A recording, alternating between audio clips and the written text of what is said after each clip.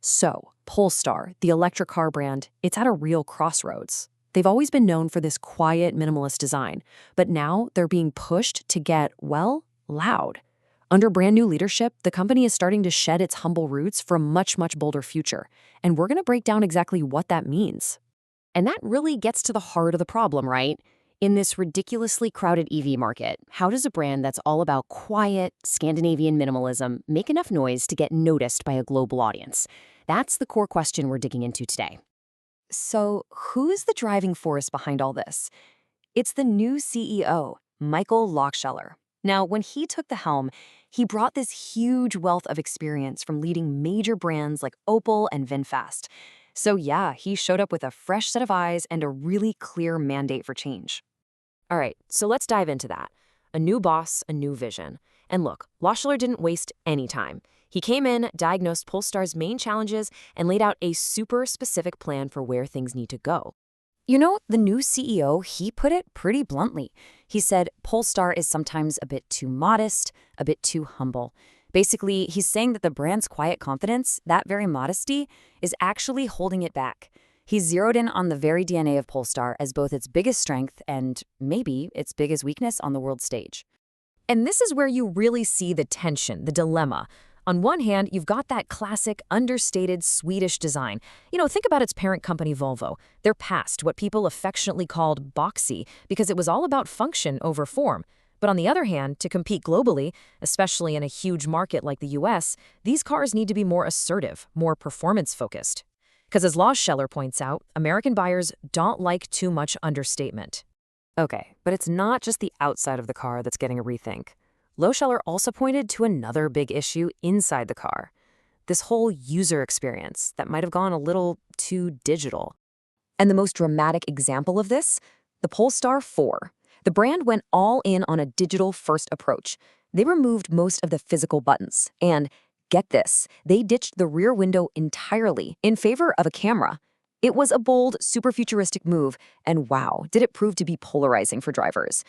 This whole thing really makes you ask a pretty fundamental question about car design today, doesn't it? In this race to be all modern and tech-forward, is slapping every single function onto a touchscreen really the best experience for the person behind the wheel? Polestar's big experiment here kind of suggests maybe not.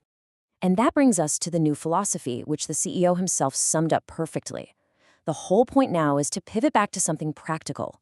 The focus is on making tech easy to use and finally acknowledging that, you know what? People don't want everything to be digital. They still want, and often need, that simple, tactile feel of a real button. And hey, this isn't just talk, they're actually doing stuff. They are actively listening to what customers are saying, they're putting physical buttons back in for key controls, and they're even making a new version of the Polestar 4 with a regular old rear window. It's a really direct and decisive answer to what the market's been telling them. Okay, so if that's how they're fixing the too digital problem, what about that whole too humble design issue? Well, the new direction here isn't about tossing out the brand's history. It's about evolving it. And the key idea here is evolutionary design, not revolutionary.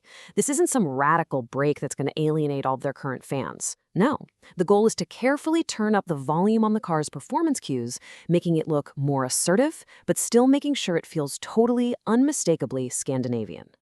And to lead this whole charge, Polestar went out and got a real heavy hitter. Philippe Romers, who used to be a key designer at Audi, is now the head of design.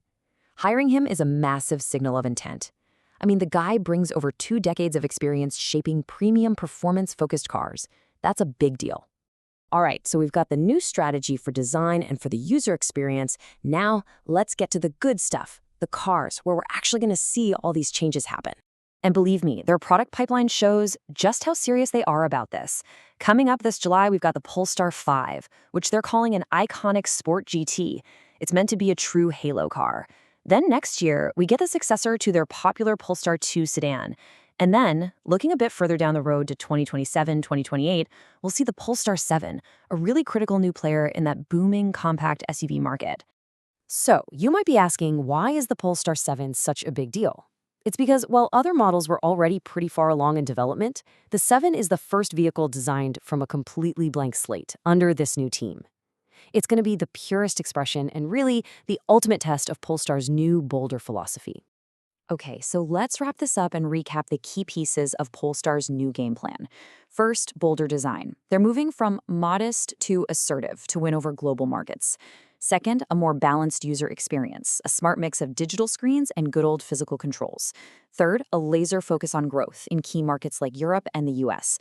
And finally, an expanded fleet so they can compete in more segments, from GTs all the way to compact SUVs. And all of this leaves us with one final and I think fascinating question.